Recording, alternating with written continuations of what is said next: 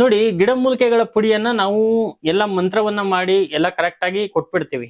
ಈಗ ದುಡ್ಡು ಅಂತಕ್ಕಂಥದ್ದು ಇವ್ರು ಮಾಡ್ಬೇಕು ಅವ್ರು ಮಾಡ್ಬೇಕು ಅಂತಕ್ಕಂಥದ್ದು ಏನೂ ಇಲ್ಲ. ಹೌದು. ನಾವು ಅದನ್ನ ಕೊಟ್ಟಾಗ ಅದಕ್ಕೆ ನಿಯಮ ಅಂತೂ ಖಂಡಿತವಾಗ್ಲೂ ಇದೆ. ಮನೆಯಲ್ಲಿ ಯಾವತ್ತೂ ಕೂಡ ಯಾವುದೇ ತರಹದ ಅಶುದ್ಧಿ ವಸ್ತುಗಳಿರಬಾರ್ದು.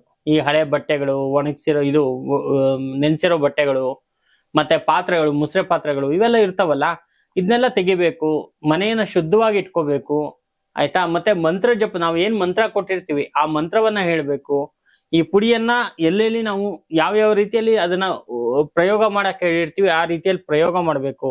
ಈ ತರ ಎಲ್ಲ ಮಾಡ್ಕೊಂಡಾಗ ಈ ಒಂದು ಗಿಡಮೂಲಿಕೆಗಳ ಪೌಡ್ರು ಪ್ಲಸ್ ಮಂತ್ರ ಎರಡೂ ಸೇರಿ ತುಂಬಾ ಚೆನ್ನಾಗಿ ಅನುಕೂಲ ಮಾಡ್ಕೊಡತ್ತೆ. ಯಾರಿಗ್ ಧನಾಕರ್ಷಣೆ ಅಂತ ಹೇಳ್ತೀವಿ, ಅಂದ್ರೆ ದುಡ್ಡಿನ ಒಂದು ಆಕರ್ಷಣೆ ಆಗಿ ಒಳ್ಳೆ ಒಂದು ಲಕ್ಷ್ಮಿ ಮನೆಯಲ್ಲಿ ನೆಲೆಸ್ತಾಳೆ ಅಂತಕ್ಕಂಥ ವಿಚಾರ ಬಹಳ ಮುಖ್ಯವಾಗಿರ್ತಕ್ಕಂಥದ್ದು.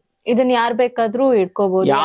ಯಾರು ಬೇಕಾದ್ರೂ, ಯಾರಿಗೆ ಈ ಒಂದು ಸಮಸ್ಯೆ ಇರುತ್ತೆ, ಮತ್ತೆ ಯಾರಿಗೆ ಹಣ ಬರ್ಬೇಕು ಅಂತ ಇರುತ್ತೆ, ಯಾರು ನಾವು ಕಷ್ಟಪಟ್ಟು ದುಡಿದು ಏನೋ ಒಂದು ಜೀವನದಲ್ಲಿ ಅಭಿವೃದ್ಧಿ ಆಗ್ಬೇಕು ಅಂತ ಇರುತ್ತೆ, ಅವರು ಎಲ್ಲ ಕೂಡ ಈ ಒಂದು ಗಿಡಮೂಲಿಕೆ ಉಪಯೋಗವನ್ನು ಮಾಡ್ಕೊಂಡು ಒಂದಷ್ಟು ಒಳ್ಳೆ ಒಂದು ಅನುಕೂಲವನ್ನ ಮಾಡ್ಕೋಬಹುದು.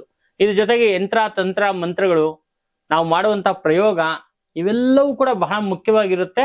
ಮಾಡ್ಕೊಂಡಾಗ ಜೀವನದಲ್ಲಿ ಇವರು ಅಭಿವೃದ್ಧಿ ಆಗ್ತಾ ಹೋಗ್ತಾರೆ. ಯಾಕಂದ್ರೆ ಇವತ್ತಿನ ದಿವಸ ಹಣ ಅನ್ನೋದು ತುಂಬಾ ಮುಖ್ಯ. ಈ ಹಣ ಅಂತಕ್ಕಂಥದ್ದು ಕರೆಕ್ಟ್ ಆಗಿ ಬಂದಾಗ, ಅದು ನಿಂತಾಗ ಮತ್ತೆ ಅದನ್ನ ಸದ್ಬಳಕೆ ಮಾಡ್ಕೊಂಡು ಜೀವನದಲ್ಲಿ ಅಭಿವೃದ್ಧಿ ಮಾಡ್ಕೋಬಹುದು ಅಂತಕ್ಕಂಥದ್ದು ಬಹಳ ಮುಖ್ಯವಾಗಿರ್ತಕ್ಕಂಥ ವಿಚಾರ.